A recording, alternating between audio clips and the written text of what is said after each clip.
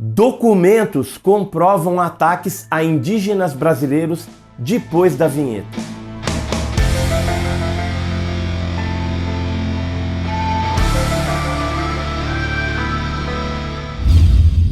Olá pessoal, eu sou o Edson Boaventura Júnior, sejam bem-vindos ao canal Enigmas e Mistérios e hoje a gente está trazendo para vocês um caso que está bombando aí na internet, que foi a liberação de documentos do governo sobre ataques de OVNIs a uma tribo indígena brasileira lá no Acre, a tribo Axaninca. Mas antes, porém, eu queria pedir para você aí, se você não é inscrito, se inscreva no nosso canal, nos acompanhe aí nas redes sociais. Se gostar desse vídeo, clica no joinha, compartilha à vontade e se torne um membro do nosso canal, porque você vai estar nos ajudando aí a melhorar cada vez mais esses vídeos para vocês.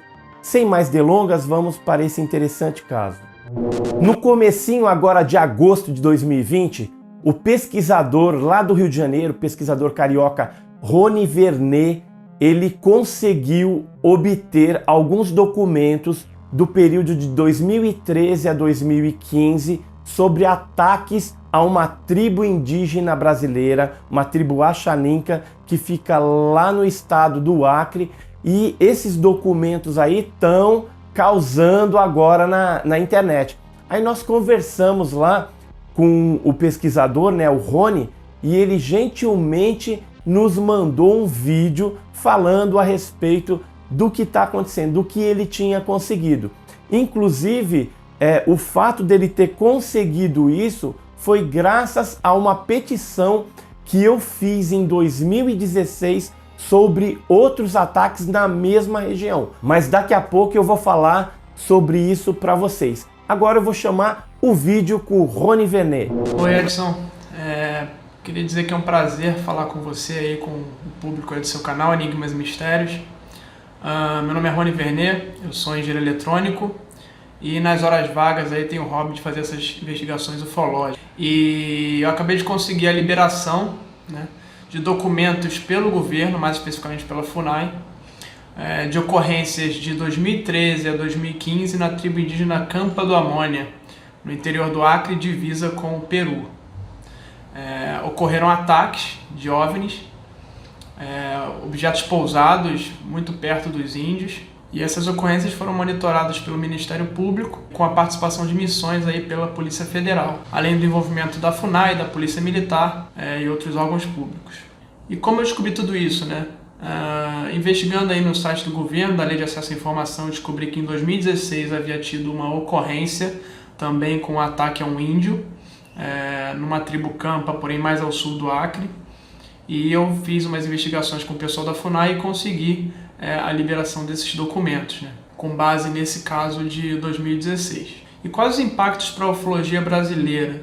A gente sabia aí que no Peru, na cidade de Pucallpa, desde 2008, a gente tinha eventos muito parecidos, com ataques ali à população local, e esses casos em Pucallpa ocorreram no mínimo até ali do ano de 2014, coincidindo aí com essas ocorrências no Brasil. Então provavelmente é um fenômeno regional que dura vários anos, que pode ser tão importante ou mais importante do que os eventos incolares na Operação Prato, já que são eventos de vários anos em que as populações locais foram afetadas, as populações entraram em pânico, se escondendo em suas casas. Então são eventos muito parecidos, né? Quem quiser saber mais detalhes aí sobre esse fenômeno, entra no meu canal, o canal Rony Vernet. Lá tem um vídeo explicando, detalhando toda essa investigação, e com certeza muito mais por vir, tem novos documentos que eu solicitei. Então um abraço a todos aí. Obrigado, Rony, pelas suas palavras aí. É lógico, o caso ele é bem mais profundo. Eu vou deixar nas descrições desse vídeo um link para um vídeo que está lá no canal do Rony Vernet, que tem muito mais informações. Mas só para vocês terem uma ideia, esses documentos que foram liberados são 6 páginas de documentação que foram liberadas lá pela FUNAI e que trazem aí toda a história sobre esses interessantes ataques que foram denunciados pelo chefe Benki Pianco, lá da tribo Axaninca. E eu queria compartilhar com vocês um comunicado, pelo menos, para vocês terem uma ideia do conteúdo desses documentos. Então eu estou aqui com o comunicado do povo Axaninca do Rio Amônia. Vimos por meio deste comunicar a coordenação regional da FUNAI no Vale do Juruá o avistamento de objeto não identificado na aldeia Apicha. Este objeto foi visualizado várias vezes a partir do último dia 24, ou seja, 24 de julho de 2014. Trata-se de uma esfera de cerca de 4 metros de diâmetro que dispara feixes de luz, geralmente na cor azul. Os moradores da aldeia tentaram fotografar e filmar o objeto, mas não tiveram sucesso, já que quando esse se encontrava próximo ao solo, as máquinas simplesmente não funcionaram. As imagens fotográficas foram conseguidas apenas quando o objeto estava distante. No dia 24 corrente, 24 de julho de 2014, feixes de luz disparados pelo objeto acertaram algumas pessoas. Uma mulher atingida, inclusive, teve um episódio de aborto. Todas as pessoas atingidas, 3 no total, encontram-se neste momento enfermas, apresentando dor de cabeça e desequilíbrio sensorial. Uma delas sente o corpo em choque, graças ao trauma. A comunidade está preparando relatório circunstanciado com as fotografias e melhores informações para apresentar à FUNAI. De todo modo, solicito à FUNAI que intervenha junto à Polícia Federal e ao Exército para tomar uma medida de observação para identificação do objeto, já que a comunidade encontra-se em estado de insegurança. Então está assinado aqui o documento datado de 31 de julho de 2014. Eu vou colocar em tela agora para vocês aí uma matéria de jornal que saiu lá no Acre agora recentemente, falando a respeito da liberação desses documentos. Tem inclusive a foto aí do Rony Vernet, né, na capa, alguns documentos. A matéria ficou bem legal mesmo, mas eu queria falar para vocês aí que esse caso ele não é novo, não é recente. Esses ataques já vêm ocorrendo há bastante tempo lá na região. Inclusive, quando eu fiz a petição via SIC, Serviço de Informação ao Cidadão, pela LAI, né, a Lei de Liberdade de Informação, nós não obtivemos sucesso, porque eles falaram que não tinha nada, né, que não tinha esse documento. Eu tenho vários documentos aqui que são mensagens que foram trocadas, até a própria petição que foi feita na época, em fevereiro de 2016, e tudo isso aí eles falaram, por exemplo, só para vocês terem uma ideia, eles informaram aqui, informam que não há nessa superintendência da Polícia Federal nenhum procedimento a respeito do solicitado. Desta forma, convidamos Vossa Senhoria para, se for o caso, comparecer à Superintendência de Polícia Federal, situada a BR-364, em Rio Branco, no Acre, a fim de obter mais informações. Ou seja, ele simplesmente, quando eu pedi as informações em 2016, porque em 2016 ocorreram outros ataques. Saiu uma matéria de jornal naquela época com a seguinte manchete: mistério, professor diz que suposto OVNI vem aterrorizando comunidades indígenas no Acre. E a matéria de jornal, que foi comunicada pelo professor Ayrton Silva de Oliveira, dizia que um índio chamado Iaca Axaninca, ele teria disparado 18 vezes contra um objeto voador não identificado, e aí ele recebeu um jato de luz, né, uma descarga elétrica, e teve que ser medicado, né? Então eu pedi informações naquela época desse caso de fevereiro de 2016. Infelizmente não obtive sucesso, mas alguns e-mails trocados, por exemplo, com a conselheira Rosenilda Nunes Padilha, que é a Rose lá do CIMI, Conselho Indigenista Missionário, ela disse que iria me ajudar, né? Ela confirmou, de certa forma, o caso. Eu vou até ler aqui a resposta dela, que veio no dia 29 de agosto de 2016.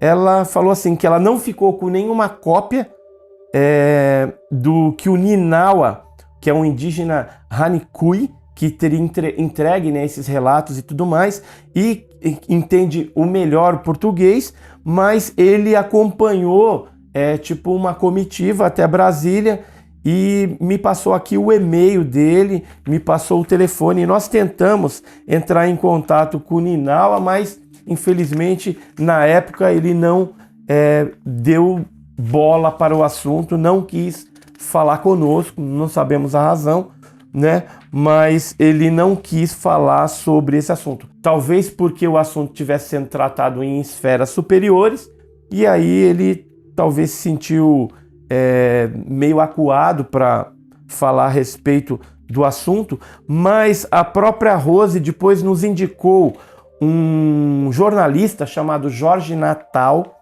que escreveu uma matéria num site chamado Contilnet, né? E ele, inclusive, confirmou e falou que os ataques, né, o ataque a esse indígena teria sido próximo ao rio Envira, onde lá já tinha vários outros casos de avistamentos de luzes. É comum nesse rio Envira aparecerem objetos voadores não identificados. Eu estou colocando na tela para vocês agora aí um mapa onde aparece Pucallpa, que fica no Peru, e essa tribo Axaninca. O que acontece?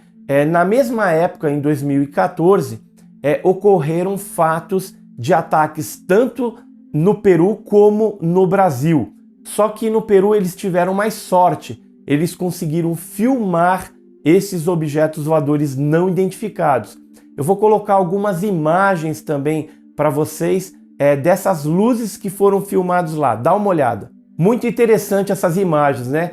Esses objetos luminosos que coincidem com os objetos avistados pela tribo indígena brasileira.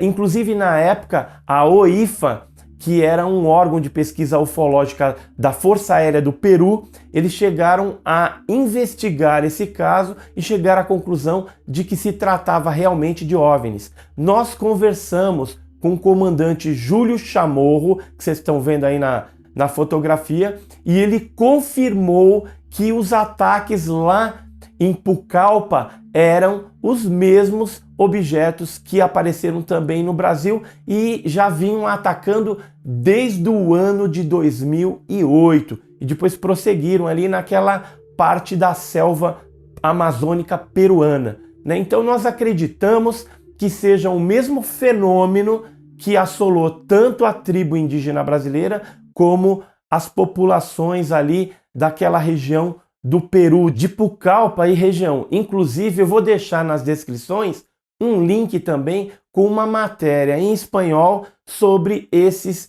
avistamentos lá em Pucallpa, para que você aprofunde os seus conhecimentos nesse interessante caso de ataques, né, que ocorreram tanto em solo brasileiro como em solo peruano.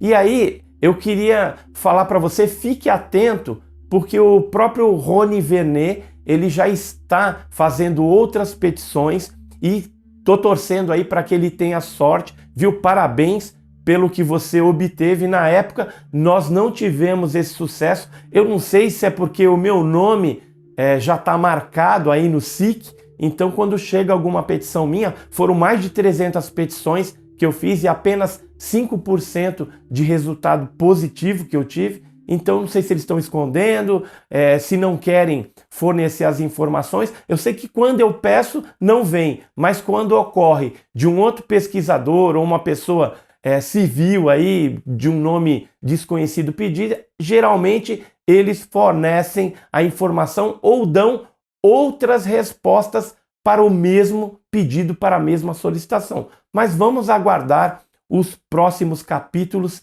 dessas liberações de documentos aí da FUNAI, da Polícia Federal, sobre esses ataques.